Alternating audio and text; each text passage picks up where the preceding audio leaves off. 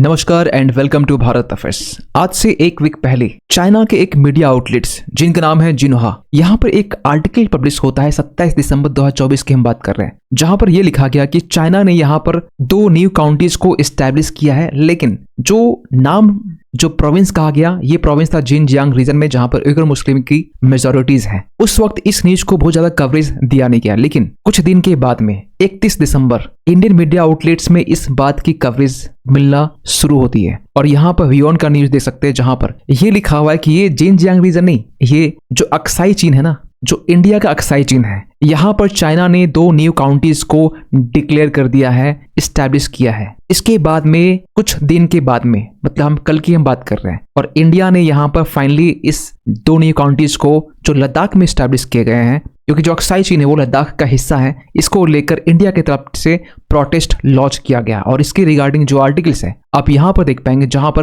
Clearly ये लिखा हुआ है कि India protest China new counties in Ladakh. और ये जो 2 काउंटीज हैं जिनका नाम है हियान काउंटी और हेकोंग काउंटी। काउंटी क्या होता है इसके बारे में आगे हम डिस्कस करेंगे आगे एक स्लाइड में, लेकिन जो 2 काउंटी है ना, ये दोनों काउंटी एक मिलकर इसके पहले ये थे होटन प्रीफेक्चर। होटन प्रीफेक्चर भी क्या होता है इसके अगले स्लाइड में समझेंगे कि काउंटी और प्रीफेक्चर में बेसिकली डिफरेंस क्या है। तो इस होटन प्रीफेक्चर को डिवाइड करके, जस्ट लाइक आप ये समझिए कि 2019 के टाइम में जम्मू एंड कश्मीर को 2 पार्ट में डिवाइड करके जम्मू एंड कश्मीर प्रोविंस या हम ये कहें कि यूटीज और लद्दाख यूटीज बनाया गया था। उसी तरीके से यहाँ पर जो होटन प्रीफेक्चर था, प्रीफेक्चर आप एक बड़ा प्रोविंस मान के चल सकते हैं, उसी को 2 पार्ट में डिवाइड करके हेकांग काउंटी और हियान काउंटी को क्रिएट किया गया है। और ये दोनों जो काउंटी है ना, ये अक्साई चीन में यहाँ पर है, और इसी अक्साई चीन में होटन प्रीफेक्चर जो है इसे डिवाइड करके बनाया गया है। और इसी को लेकर ना इंडिया ने अपनी तरफ से प्रोटेस्ट लॉन्च किया है कि ये जो हिस्सा है ना 2 काउंटीज को क्रिएट करना, एक्चुअली ये लद्दाख का हिस्सा है, और चाइना की तरफ से ये चीजें करना ये कभी इंडिया एक्सेप्ट नहीं करेगा, क्योंकि चाइना इसे इलीगल तरीके से ऑक्युपाई किया है। तो सबसे पहले हम इस वीडियो में ये समझेंगे यहाँ पर कि काउंटी क्या होता है, प्रीफेक्चर्स बेसिकली डिफरेंस क्या है। इसके बाद ये समझने की कोशिश करेंगे कि चाइना यहाँ पर ऐसी एक्टिविटीज, खासकर रीजन को कि जो नाम है वो चेंज करना, काउंटी को क्रिएट करना, ये क्यों कर रहा है।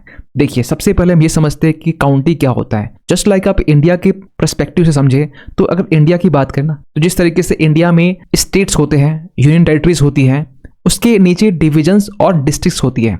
मतलब तीसरे लेवल में यहाँ पर डिस्ट्रिक्ट को देखा जाए तो इसी के कंपैरिजन में आप जब यहाँ देखते हैं तो चाइना जहाँ पर वेरियस प्रोविंसेस हैं, इसके नीचे आप देखेंगे सब प्रोविंशियल लेवल, फिर सेकेंड में आता है प्रीफेक्चर लेवल, और काउंटी जो लेवल होता है ये 3rd लेवल, यानी कि आप मान चलिए डिस्ट्रिक्ट लेवल का ये एक रीजन है, और इसके नीचे फिर टाउनशिप, विलेज लेवल, ये सारी चीजें आती हैं। तो चाइना ने यहाँ पर हेकांग काउंटी और हियान काउंटी ये दोनों जो लेवल है वो क्रिएट किया है, और ये 3rd लेवल में आप इसे काउंट कर सकते हैं। लेकिन टाइमिंग देखिए, ये टाइमिंग कब आता है। यहाँ पर चाइना के मीडिया आउटलेट्स में 27 दिसंबर को ये बातें पब्लिश की गई कि यहाँ पर चाइना ने 2 काउंटी क्रिएट किया है। इसके पहले 18 दिसंबर की हम बात कर रहे हैं, जब भारत के NSA अजीत डोभाल चाइना जाते हैं, चाइना के फॉरेन मिनिस्टर्स मिलते हैं, वांग ई से मिलते हैं, चाइना बॉर्डर को लेकर बात की जाती है, इंडिया चाइना बॉर्डर को लेकर, पिलग्रिमेज को लेकर बात की जाती है। ऐसे 6 टर्म्स यहाँ पर इंडिया और चाइना के बीच में यहाँ पर कंसेंसस को लेकर बात की जाती है। और उसी के कुछ दिन बाद में यहाँ पर चाइना की तरफ से अक्साई चीन में 2 काउंटी को क्रिएट किया जाता है। इसके पहले भी यूएस के एक रिपोर्ट ने यह बताया था कि चाइना ने यहाँ पर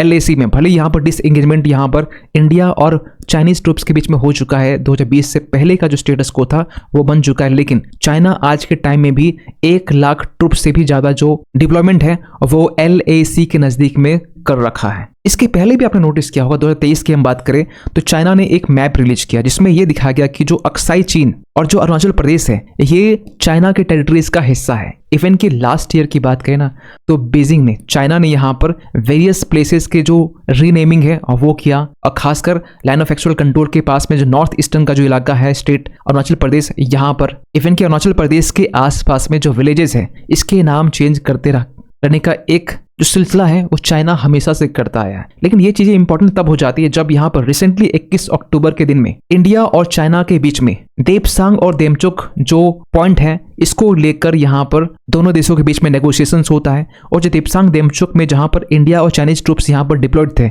इन्हें यहाँ पर स्टेटस को मेंटेन करने के लिए कहा जाता है। मतलब ये कि 2020 के टाइम में ना जब गलवान वैली क्लैशेस होता है, इसके बाद में स्टेटस को बदल चुका था, क्योंकि यहाँ पर देपसांग, देमचोक, पेंगोंग सो, गलवान, दौलत बेग ओल्डी, ये जो पॉइंट है ना, यहाँ पर चाइना और इंडिया के जो ट्रूप्स हैं वो आमने सामने थे। वैसे कुछ रीजन में, कुछ पॉइंट में ट्रूप्स तो हटाए जा चुके थे, जिसको लेकर डॉक्टर एस जयशंकर ने यहाँ पर ये कहा था 75% डिसएंगेजमेंट तो हो चुका है, लेकिन 25% बाकी, और 25% 21 अक्टूबर को पूरा हो चुका था। उसी बीच में यहाँ पर चाइना ने यहाँ पर 2 काउंटीज क्रिएट करने की बात करता है और इंडिया इसको लेकर प्रोटेस्ट लॉन्च करता है। और ये कुछ इस तरीके से आप इसे कंसीडर कर सकते हैं कि जिस तरीके से इंडिया ने 2019 के टाइम में ना आर्टिकल 370 को यहाँ से हटाकर जम्मू एंड कश्मीर को 2 यूटीज में कन्वर्ट किया था, उस टाइम में चाइना ने यहाँ पर इस खासकर लद्दाख का जो रीजन है ना, जब इसे यूटी में कन्वर्ट किया गया, चाइना ने अगेंस्ट में वॉइस रेज की, इंडिया के अगेंस्ट में इवन की प्रोटेस्ट लॉन्च की। यूएन में भी पाकिस्तान के साथ मिलकर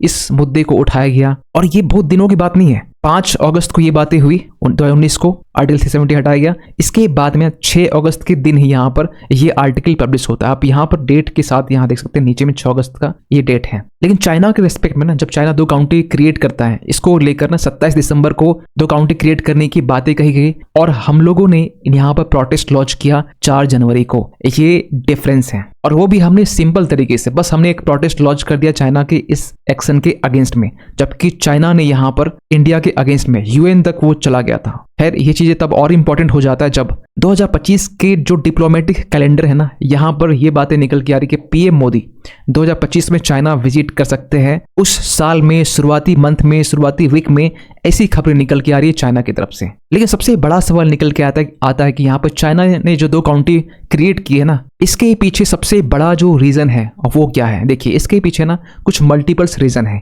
अगर हम एक एक करके बात करें तो सबसे पहला रीजन है, चाइना धीरे धीरे इंडिया के बॉर्डर के नजदीक में मिलिट्री बेसिस यहाँ पर बिल्ड करना चाह रहा है, और ये चीजें एक लंबे टाइम से चल रही है, 2020 गलवान वैली क्राइसिस के टाइम से चल रही है। दूसरा रीजन यहाँ पर है, चाइना LAC के नजदीक में जो एनर्जी प्रोजेक्ट्स है वो बिल्ड करना चाह रहा है, और इस एनर्जी प्रोजेक्ट्स के लिए वेरियस जो हाइड्रो पावर जो प्रोजेक्ट है, चाइना इस पर भी काम कर रहा है। इसके अलावा जो तीसरा पॉइंट यहाँ निकल के आता है वो है क्रिटिकल मिनरल्स को लेकर। जो क्रिटिकल मिनरल्स हैं आज के टाइम में चाइना के पास में, ये कहा जाता है कि यूएस को बहुत जल्दी पीछे करने वाला है, और इस पर हाल ही में एक आर्टिकल पब्लिश होता है जहां पर यह कहा गया कि चाइना जो है ये काफी नजदीक है जहां पर क्रिटिकल मिनरल्स के मामले में चाइना अपनी मोनोपोली को स्टैब्लिश कर सकता है। और ये बातें JP मॉर्गन की तरफ से कहा गया कि China could be the next battleground with the US। और रिसेंटली आपने नोटिस भी किया होगा कि चाइना के जो हुनान प्रोविंस है, यहाँ पर गोल्ड रिजर्व्स यहाँ पाए जाते हैं। इवन कि इसके अलावा चाइना के वेरियस प्रोविंस में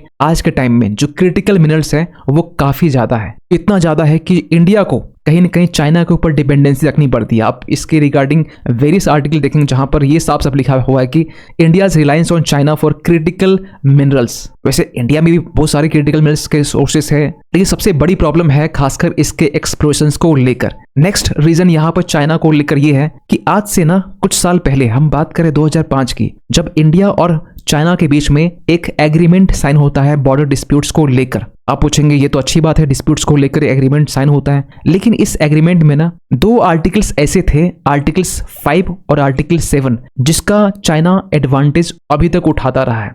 वो 2 सेक्शन या 2 आर्टिकल्स क्या है, देखिए ये बात सभी को मालूम है कि चाइना LAC के नजदीक में विलेज एस्टैब्लिश कर रहा है, वेरियस प्रोजेक्ट पर काम कर रहा है, इंफ्रास्ट्रक्चर बिल्ड कर रहा है, इवन की मिलिट्री बेसिस को यहाँ पर डिप्लॉय कर रखा है। तो यहाँ पर इसके पीछे रीजन है आर्टिकल 5 और आर्टिकल 7।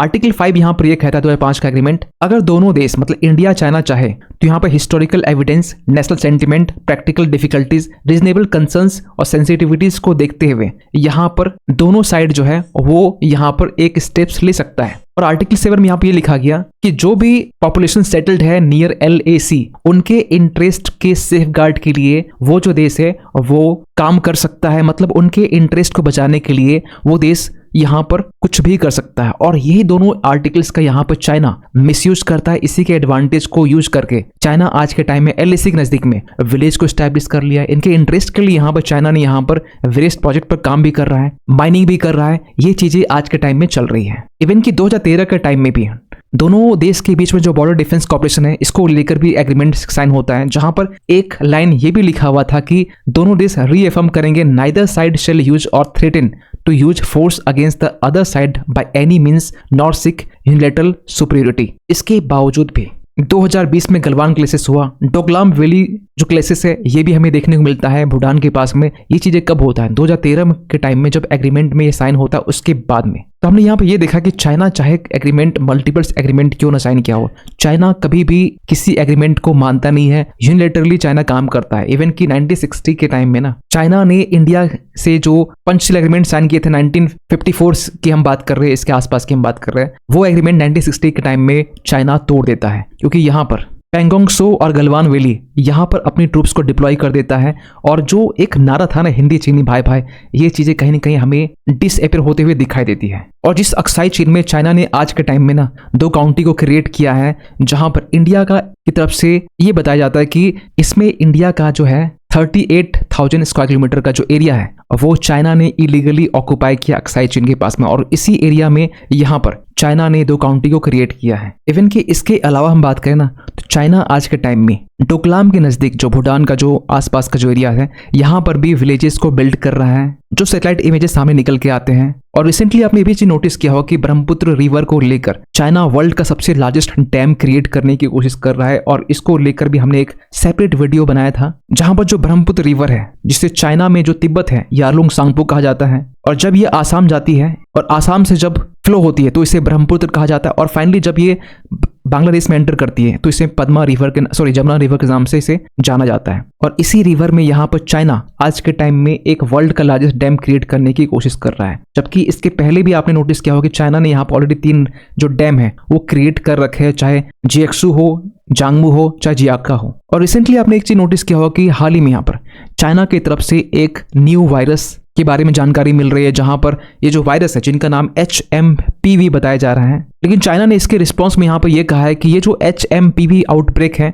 ये एक विंटर ऑकरेंस है, मतलब विंटर के कारण एक होने वाली एक सिम्टम्स जो नेचुरल है और इससे इंडिया को पैनिक करने की नीड नहीं है। इवन इसके अलावा ये भी कहा गया कि जो ट्रेवलिंग है, खासकर जब भी ऐसी सिचुएशन आती है एपिडेमिक या पेंडेमिक की, तो उस वक्त सबसे ज्यादा जो चीजें डिस्टर्ब होती है वो है ट्रेवलिंग। और इसको लेकर भी चाइना ने यहाँ पर यह कहा है कि चाइना में ट्रेवलिंग करना आज के टाइम में बिल्कुल सेफ है, इसको लेकर कोई भी चिंता करने की विषय नहीं है। लेकिन इसके पहले भी आपने देखा होगा वुहान जहां से पिछले टाइम कोविड-19 जब के टाइम में जब कोरोना वायरस जब निकल के आया था, उस वक्त भी आपने नोटिस किया होगा कि चाइना ने कुछ टाइम तक इसे छिपाया। इसके बाद ना पूरी दुनिया में किस तरीके से लॉकडाउन का एक मंजर दिखा गया।